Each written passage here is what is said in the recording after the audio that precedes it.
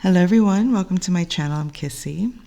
So I wanted to have a little conversation and I'm a little excited to talk about this. So I guess we can say story time, we can say spiritual lesson time, learning time, whatever you want to call it, doesn't matter. I'm just sharing something of interest. And hopefully, if this is of interest to you,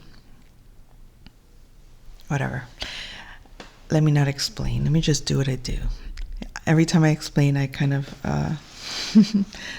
overdo it. So, all right, the energies that I want to talk about today. I mentioned in a previous video, quantum leap, okay? So, for those that don't know, there is a show that just came out about a year ago, Quantum Leap, but it's a continuation or follow-up to the original series that came out in the 80s, late 80s, early 90s. And so I used to watch this show as a kid. And when I found out that this show had a redo or a remake or whatever, or follow-up to the series, I started watching it with my son. And he got really into it. He's into all that stuff, like I am. So we enjoyed watching several episodes. And then I got to talking about one specific episode of the original series. I don't know how we got into the conversation, but that specific episode came to mind. Now, mind you, this is back when it was just cable TV. We're not talking about, all these apps and stuff with all the seasons laid out and episodes laid out. So, I couldn't tell you what season it had been or what episode, nothing of that nature. I just remembered the episode story. And I'm explaining the story to my son. And then I said, "You want to watch it?" He's like, yeah, put it on. So I'm like, well, let's try to see let's just start from the beginning and watch the series. But in the app, I guess because it's such an old series, the first season wasn't uploading correctly. Then I tried several episodes and I moved on to the second season. I couldn't do it there either. I got to the third season and I just put I think it was the first episode. I'm not sure. I don't remember right now. But whatever it was that I did put, that I finally went through, it was definitely season 3. And when the link worked, and I'm like, okay, we'll start from here then. Now we were considering watching the show from the beginning to watch the whole series. The episode that I finally was able to play was the exact episode that I had told my son about. So we were kind of like surprised. I'm like, oh my God, this is the actual episode that we were just discussing. So there's a reason why I want to share this one with you. Is because it kind of culminates to the spiritual space that I feel I've entered at this point, or that I've overcome, or that I just kind of got, I guess you could say, experienced. So in this episode, Sam, the main character, who leaps through time in the past to rectify, to bring right what was wrong. I've mentioned that. So it's like fixing things in time and space in the past. In this one episode, he goes back to when he was a teenager. And when he sees himself, he realizes, oh my God, I'm in my timeline, but I'm at a younger point in my timeline. While he's having, he's so like in gratitude, like anyone would be, if you can go back in time and redo your childhood in some way, or you remember how things were, how things smelled. For any of you that are sensitive, you can like walk through a street and suddenly you'll get a scent of a childhood memory. Could be a whole different state, a whole different season, but there's something about the air that smells familiar from another time. And anyway, so in the story, he goes back, but as he's telling his whole family, they're starting to think he's not coping well with his older brother going to the military, because in the future he knows something that happens. So he thinks, this is a perfect opportunity to redo or reshape my history. This is a way to fix something that went wrong in my personal life. So it's like something to do with personal gain, and that there's like rules to that you can't really, that wasn't part of the mission. He didn't go there to do that. He went to fix something else. But like any of us would, if you get the opportunity to make something better, you're going to take it. You're going to do whatever you got to do. Some way, somehow, you're going to take the risk. Some way, somehow, you're not concerned with the ripple effects. You're not concerned with how the future is going to change. You just know, like most movies of time shifts, there's consequences to changing things. And there could be benefits, of course, but because they don't know, now that to me sounds like, well, if you're going to focus on a possibility, focus on the best outcome. Focus on the positive. Focus on the outcome you want, not out of fear of what you think will come. But anyway, he's explaining.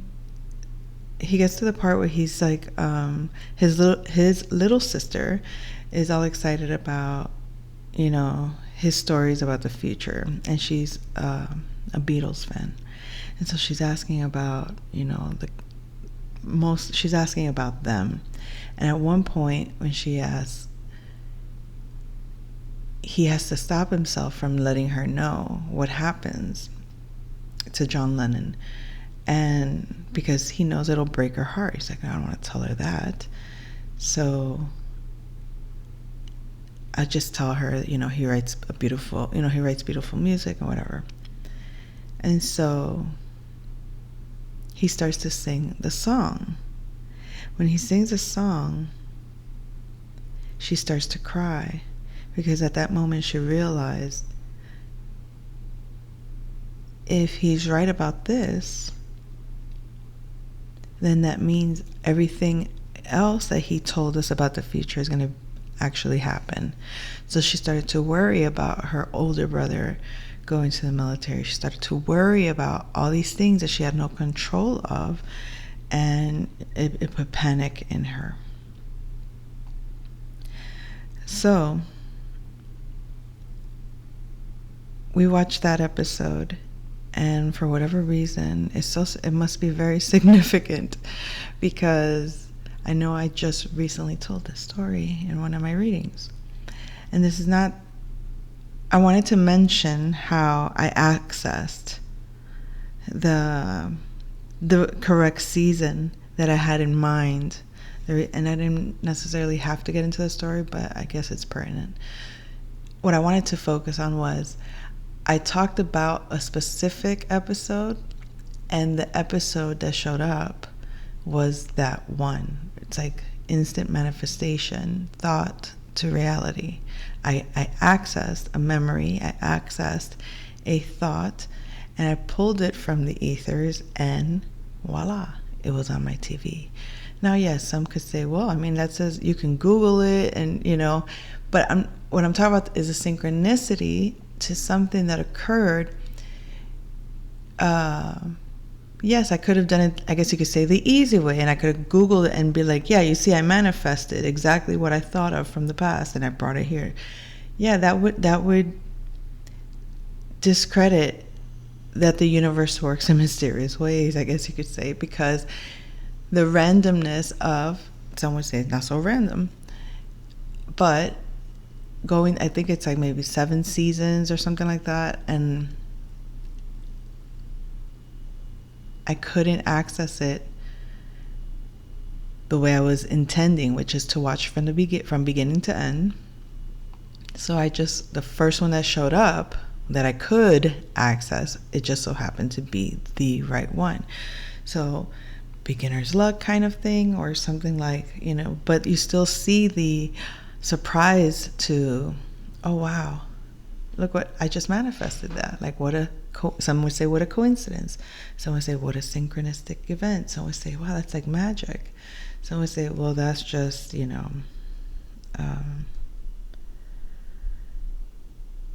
stupid. Who cares? But anyways, all right, so the last episode of Quantum Leap of the original series is the one I wanted to really talk about, that aligns with my current spiritual experience. And in this last episode, he goes into a bar, and everyone in the bar has the same, whether it's like a name of someone that's familiar or a similar, he remembers them from the previous lifetimes. He remembers the experiences from the leaps before. So everything is kind of like, all the timelines are converged, or are all there. And he, as he talks to the bartender Al, which is the name of his hologram that travels with him from the future, this is not so dissimilar to what it feels like interacting with what I call my higher self. And that's kind of the conclusion that Sam comes to, which is when he's talking to Al starts to reveal to him he's more like a psychotherapist. Like, is he that person? Are you in this time? How did you, like, is it God that made this choice for you? Or did you make this choice for you? Are you leaping through time? Is it you that made this happen? Because Sam wants to tell Al, you did this. You put me here.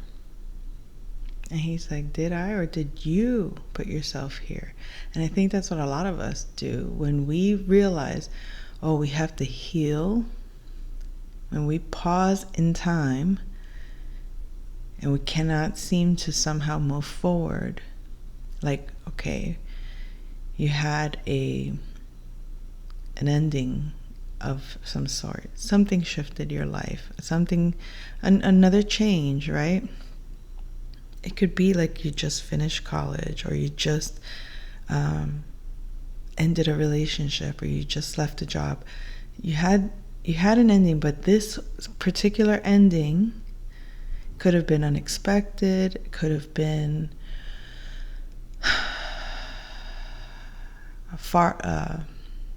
way overdue.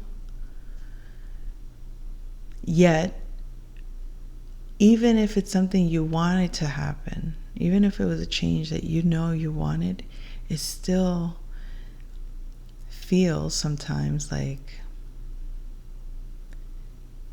I didn't really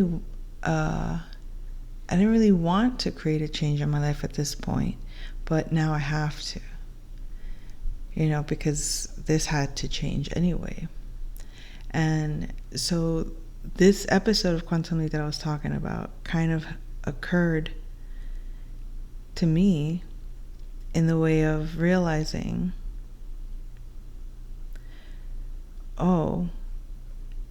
before going and taking a quantum leap forward, I'm not going to take a quantum leap forward with my eyes closed. I'm not going to take a quantum leap forward with, an uncertain grounding, without a plan this time. It's almost like I'm not just going to be the fool and jump at the next opportunity, because this has to count. This has to matter. This has to be anchored in reality.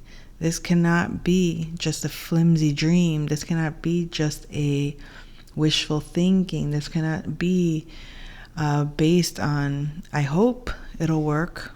No, this is, it's gonna work. It's happening like this.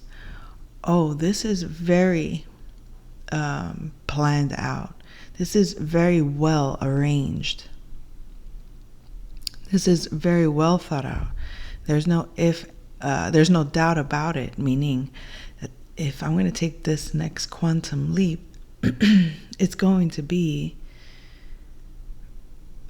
as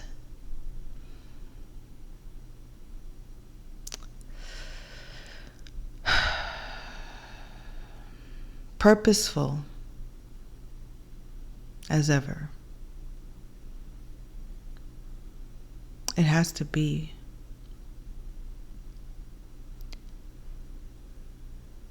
It's the knowing that it's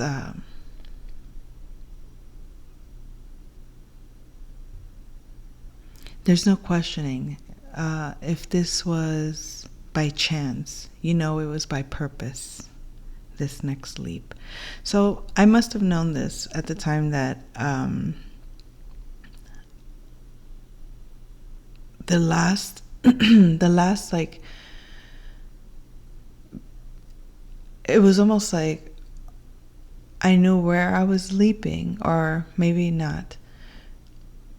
It's like I instinctively acted on what I knew to be true, but I had to pause myself and be very, very clear with where I was going, how. Like it's like, yes, I know that this is. It was almost as if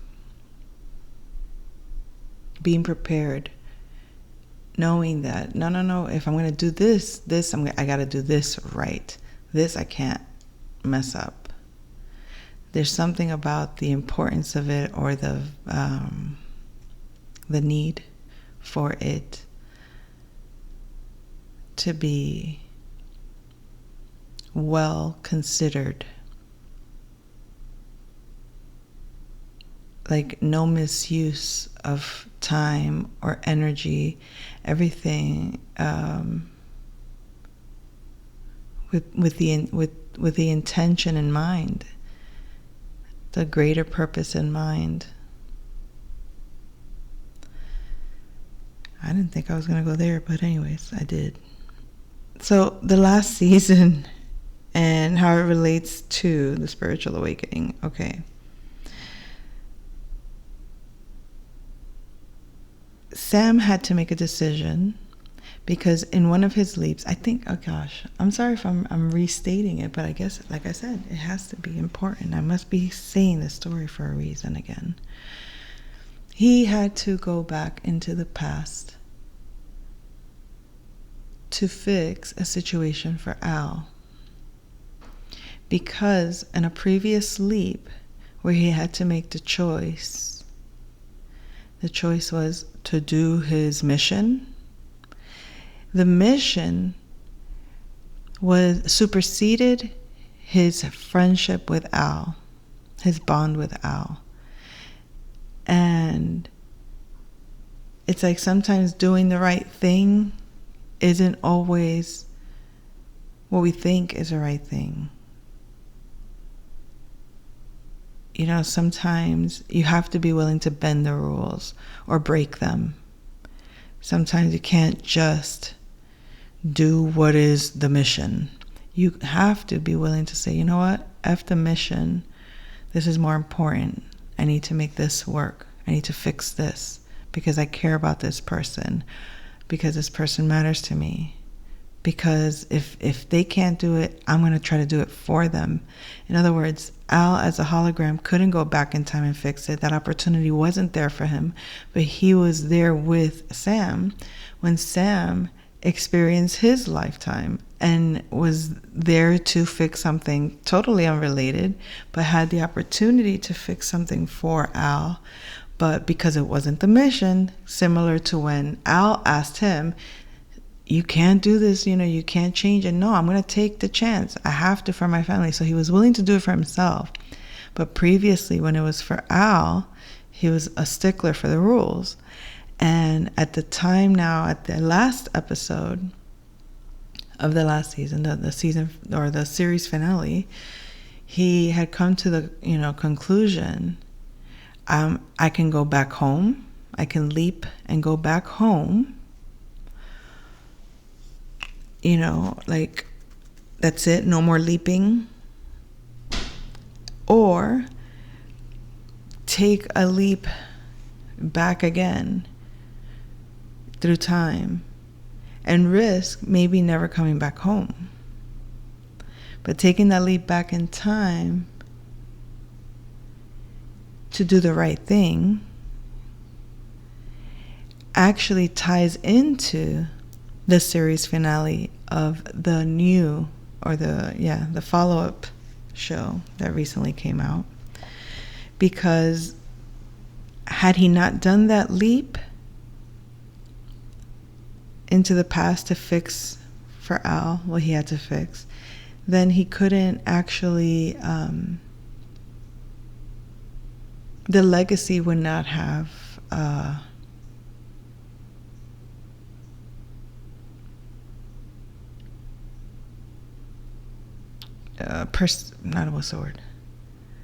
the legacy would not have fulfilled its purpose.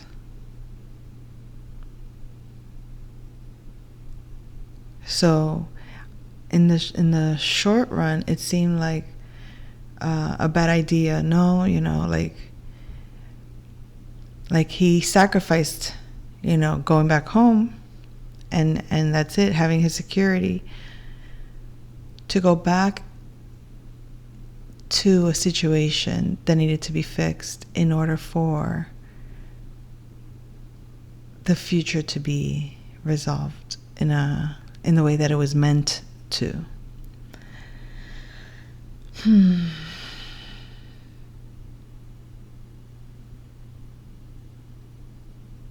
So, how my spirit team, how they guide me, these are the people that I call my earth angels. My earth angels are people in reality that I share kinship with in terms of purpose, or how it feels that I access, or that they access, that we access one another wholly. Like we feel each other on a whole level, versus some people you just interact with, you don't really get a full sense of them. You only get parts of them. But anyways, some you don't get anything. But I wanted to also share how to... Now this was funny because, well, I'll get to the funny part later. But there's a system that I kind of want to share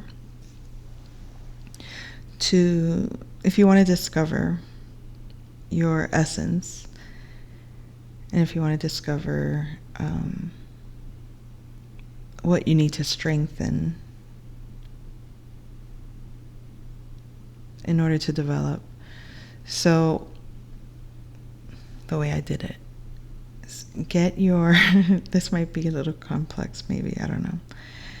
You get your sun sign house number, your life path number, and your birth number, your birth year number. So if you're in Aries, you have a 1 for your sun sign house number.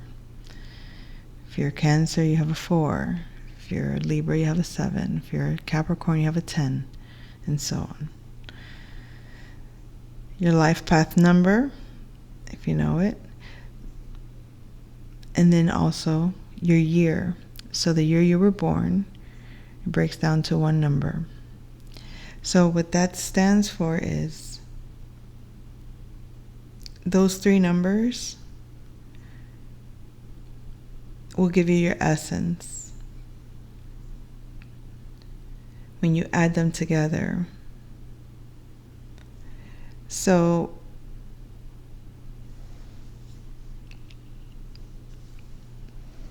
The next phase, the next step is when you get your birthday number, your soul number. Wait, the first pair of 3,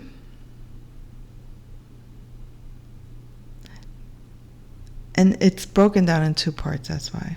Sorry. So all of these numbers together give you your essence number. Your birthday number, your soul number is when you combine your birthday and your birth month. And then your sun number, so the degree of your sun sign.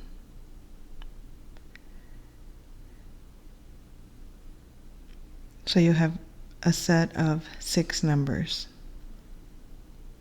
You add those 6 numbers together, and you break it down to 1 number. So this tells you all those numbers together, you break them into 1. That gives you your essence number. Your sun sign house number, your life path number, your year of birth number, your birthday number, your soul number, which is the combination of your birthday and month, and then your sun degree number. All those together break down to 1 number. And that'll tell you something like for example, in my case is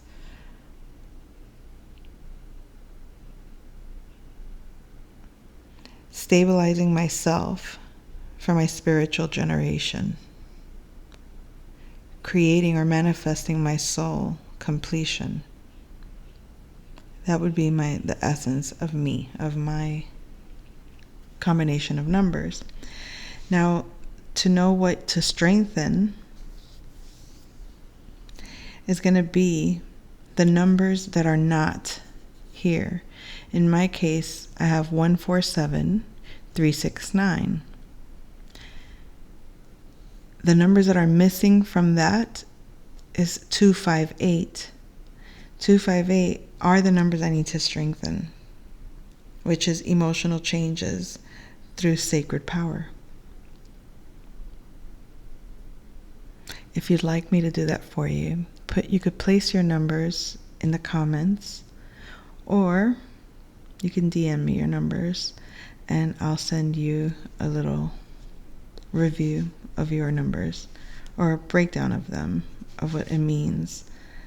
So that would help you understand, because with a life path number, you know what your purpose would be. But when you understand your essence, it's not easy to understand what your essence is.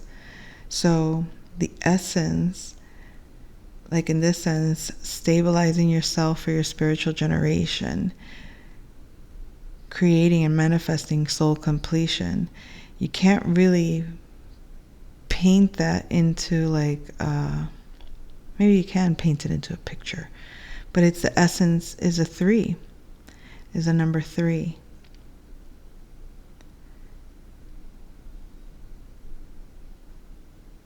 And what needs to be strengthened in this case with me, with the 258, when we said emotional changes through sacred power, when you add those together, you get a 6. So you do it through harmonizing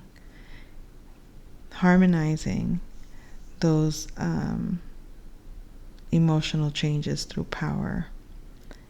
And you strengthen them by incorporating them, integrating them into the essence.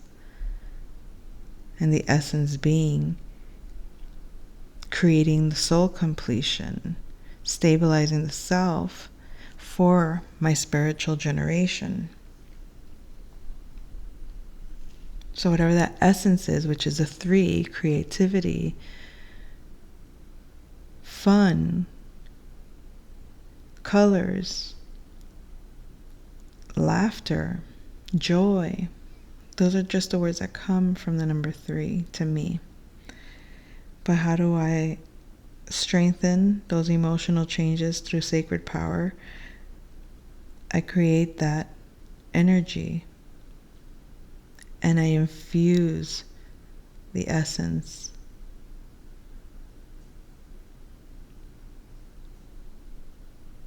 by those emotional changes. Because those, and what's funny when you look at the numbers again, the 147 are masculine numbers, the 369 are what do you call them, mutable, in the sense that it's either or. And the numbers that are lacking from my equation when you put those numbers is the 258, which are the feminine numbers. And I think that's fascinating, because when you deal with polarities, like, you can understand it conceptually, you might even understand it you might understand it like intuitively, but sometimes to realize it like logically, I don't know if that's the best way to put it, because like consciously is logically, but I mean like to see it in numbers. It reminds us how we can remain whole and balanced. So, how to discover and maintain and strengthen your essence, and integrate and strengthen or balance what needs development. So in my case, emotional changes through sacred power is what I strengthen, and what I maintain, or for some it could be what you discover about yourself you may not have realized. Oh, I'm supposed to stabilize myself, or stabilize myself, my identity with my life path for my generation, to assist my generation spiritually, my spiritual generation. It's not so much the people that were born at the same time as you, or like Generation X, Y, Z, whatever. I'm talking about like your spiritual generation. You have a spirit team that it's like you evolved like maybe on the same timeline, or you evolved perhaps on the same wavelength, that led to certain experiences, that led to certain understanding at certain points in time, perhaps. Some way, somehow, there's a parallel understanding of each other's spiritual path. So, I was going to do a chart reading, but I left my pendulum in the bedroom and I don't want to get it now. So, that's all, folks. I shall return soon.